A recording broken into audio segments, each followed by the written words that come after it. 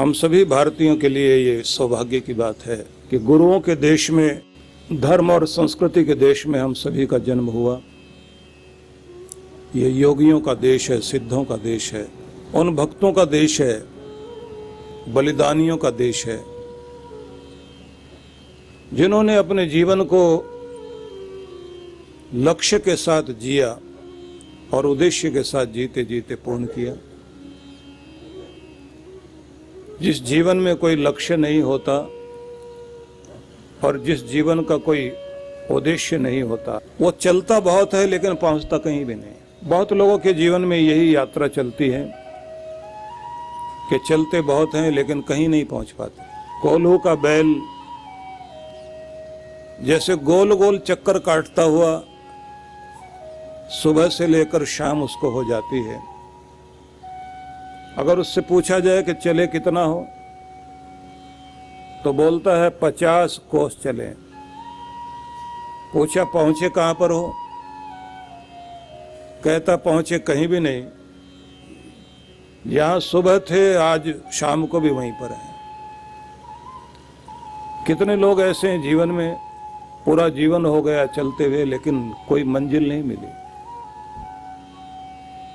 वैसी चिंताएं, वैसी परेशानियां, वैसा ही दबाव, वैसा ही तनाव, वैसा ही रोना, वैसे ही आंसू, क्योंकि न तो लक्ष्य है सामने और उद्देश्य नहीं है, लक्ष्य नहीं है, कोई एम नहीं, कोई गोल नहीं, कोई टारगेट नहीं, तो पहुंचेंगे कहां। दूसरी बात, वो व्यक्ति नहीं पहुंच पाता जिस आदमी के साथ में लक्ष्य भी नहीं हो और उसका कोई प्रेरक व्यक्ति ना हो। जीवन में जब कोई लाइफ कोच होता है, मार्गदर्शक होता है, तो उसके निर्देशन में जीवन जिया जाता है, तो व्यक्ति कहीं पहुंचता जरूर है। झूठे अहंकार की यात्रा हम सभी लोग करते हैं। एक बाहरी दिखावे में हम लोग जीते हैं, जिसके कारण आप लोग देखते हैं कि जितना जितना कृत्रिम जीवन होता है, बनावटी जिंदगी होती है, उतनी उतनी जिंदगी में अशांति होती है। जैसे जैसे हम अपनी बनावट से, कृत्रिमता से बाहर आते हैं, नकलीपन से बाहर आते हैं, उतने उतने जीवन में शांति आनी शुरू होती है। इसलिए आध्यात्मिक मार्ग प्रदर्शन का मार्ग नहीं है, यह आत्मदर्शन का मार्ग है। यहाँ स्वयं को पाने की बात है, यहाँ जग को सुधारने की बात नहीं होती। यहाँ आत्म सुधार की यात्रा शुरू होती है। यहाँ निर्माण बाहर नहीं चलते, आत्मनिर्माण से ही ये आध्यात्मिक यात्रा शुरू होती है कि आप अपना खुद का निर्माण करने के लिए चले हैं, आत्म सुधार के लिए तैयार हुए हैं। बाहर आप कितना भी डेवलपमेंट कर लें लेकिन वो महत्वपूर्ण नहीं है। महत्वपूर्ण यह है कि आपने आत्म विकास किया है या नहीं, अंदर से कोई विकास हुआ या नहीं हुआ। बाहर कितनी भी रोशनी हम जला लें लेकिन वो महत्वपूर्ण नहीं है। बात यह है कि हमारे अंदर रोशनी आई या नहीं आई, हम अंदर से जागे हैं या नहीं जागे हैं। इसलिए आपने देखा होगा कि लोग कितना भी धन वैभव प्राप्त कर लें तो भी जीवन के अंदर न शांति है, न सुख है, न चैन है, न प्रसन्नता है। हर आदमी अंदर से उदास है, अंदर से भयभीत है, क्योंकि हर आदमी सत्ता भी चाहता है, संपत्ति भी चाहता है, सत्कार भी चाहता है, सुविधा भी चाहता है, साधन भी चाहता है, संपन्नता भी चाहता है। ये सारी इच्छाएं हम सब की हैं, लेकिन ये बाहरी रूप से जो अमीरी हमारे पास आ भी जाए, लेकिन जब तक भीतर की अमीरी नहीं आती तब तक हम लोग अंदर से खुश नहीं होते। नकली मुस्कुराहट लेकर के सामान बेचने वाले बहुत लोग खड़े दिखाई देते हैं आपको, क्योंकि सेल्समैन के लिए यही शर्त रखी जाती है कि चेहरे पर मुस्कुराहट रखना, वाणी को मीठा रखना, क्योंकि उनका काम धंधा है ये। मुस्कुराना पड़ेगा, एयर होस्टेस को भी मुस्कुराना पड़ेगा, क्योंकि वो उनके बिजनेस का हिस्सा है। लेकिन अगर उनसे अलग से आप बात करके देखें तो अंदर बड़ी घुटन है। ध्यान रख लेना, जब तक दिल में खुशी नहीं आती तो बाहर की मुस्कुराहट नकली रह जाती है। इसलिए अंदर खुशी होना बहुत जरूरी है। जब तक अंदर शांति नहीं आती, बाहर व्यक्ति कितनी भी शांति की बात कर ले थोड़ा सा कुरेदने के बाद में वो फट पड़ता है, लड़ पड़ेगा, किसी से भी गुस्सा कर बैठेगा। अंदर जब प्रेम होता है तो वातावरण में भी आता है। कहने के लिए कहा जाता है कि मीठा बोलिए, प्रसन्न रहिए, शांत रहिए, संतुलित रहिए, जीवन की जीत यही है। पर आप लोग जानते हैं, अंदर से अगर आदमी मधुर है, स्वभाव में भी मधुरता दिखाई देती है। इसलिए ये कहा जाता है कि मीठा बोलने वाले की तो मिर्चें भी बिक जाएंगी। कड़वा हो आदमी, उसका शहद भी बिकने वाला नहीं है, क्योंकि बिजनेस में भी जरूरी चीज है। अंदर मिठास हो, अंदर ही आपकी प्रसन्नता और बाहर भी दिखाई देती है, तो लक्ष्मी को खींचोगे आप। आपके अंदर का आकर्षण दूसरों को प्रभावित करता है। लेकिन मैं आपसे ये कह रहा था कि जीवन में लक्ष्य चाहिए। लक्ष्य को पूरा करने के लिए लाइफ कोच भी चाहिए। मैंने आपसे कहा कि हम चलें बहुत और पहुंचे कहीं नहीं, तो इसका मतलब है कि हमारी यात्रा में दोष है, लक्ष्य में कमी है।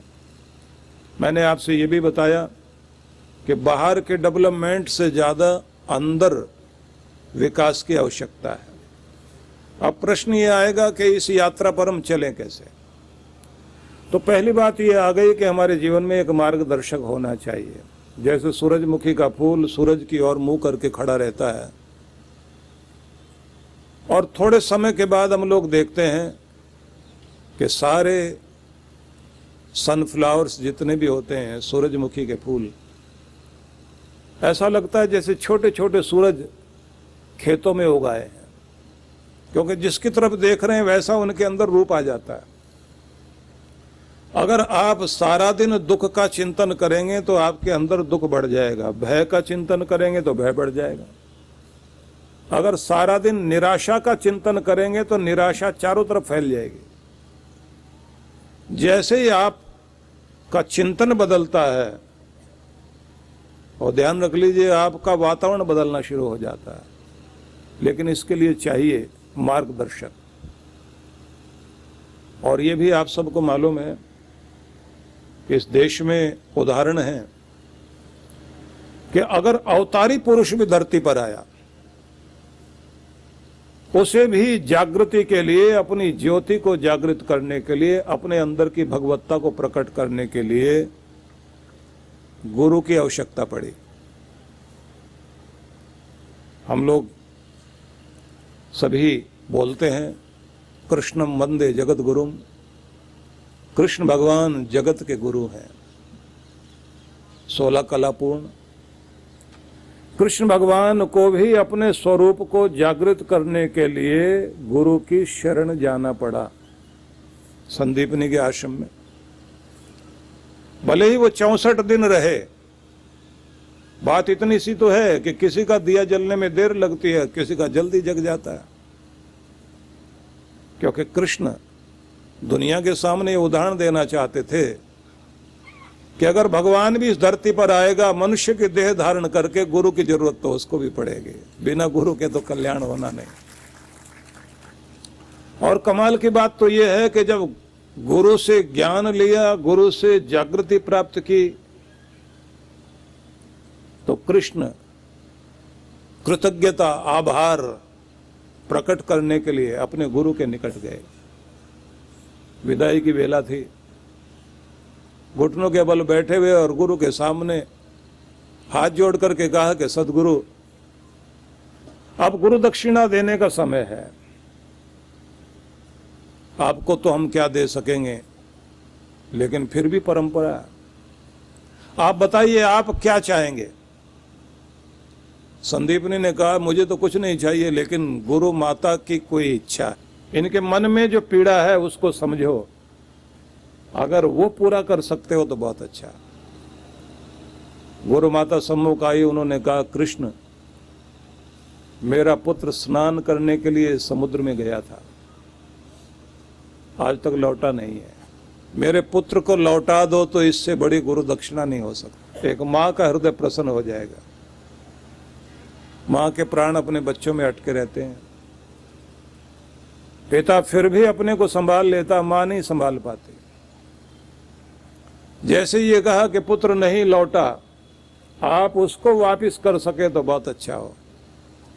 कृष्ण भगवान ने उनके पुत्र को जीवित अवस्था में वापस किया और दोनों ने एक साथ हाथ ऊपर उठाकर मंत्र पाठ करते हुए कृष्ण भगवान के सिर पर हाथ रख करके कहा कि हम अभिभूत हैं, गदगद हैं और इतने प्रसन्न हैं कि तुम्हें आशीष देते हैं कि तुमने जो कुछ पाया वो तो अलग है, लेकिन इस धरती को आपके द्वारा बहुत कुछ प्राप्त होगा।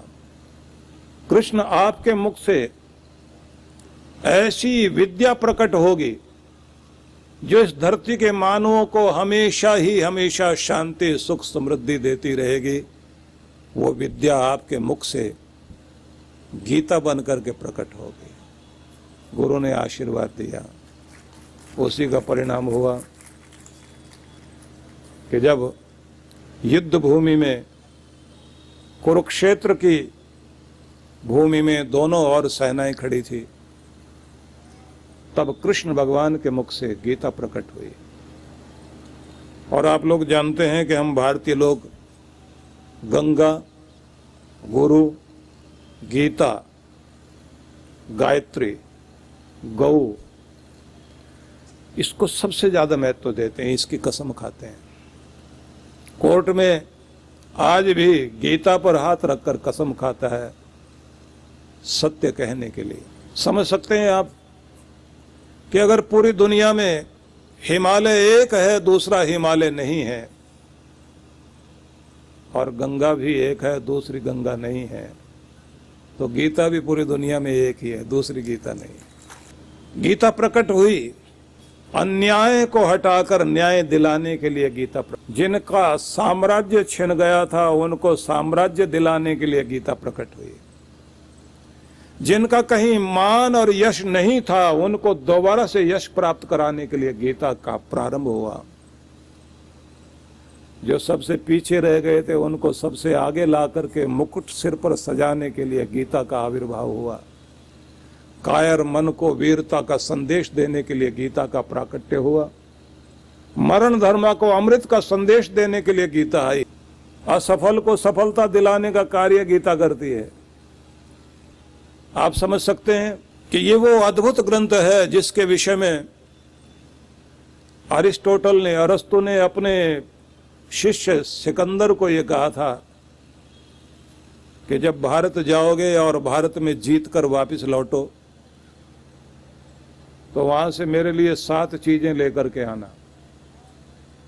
उनमें जहां गंगा, गायत्री, गुरु, गौ इस सब का नाम था, वहीं साथ में कहा था कि गीता को भी लेकर के आना। तो इसलिए सबसे पहले तो मैं आपको ये निवेदन करना चाहता हूं, कुछ लोगों ने ये समझा हुआ है कि जब कोई मरने लग जाए तो उस समय गीता पाठ कर देना चाहिए, उसकी गति हो जाती है। तो लोगों को ये समझ में आता है कि गीता जो है वो मरने वाले को सुनाने के लिए होती है, और ऐसा समझकर हम लोग गीता से इतना दूर भाग गए कि जो सबसे कीमती चीज थी वही हमारे से दूर हो गई।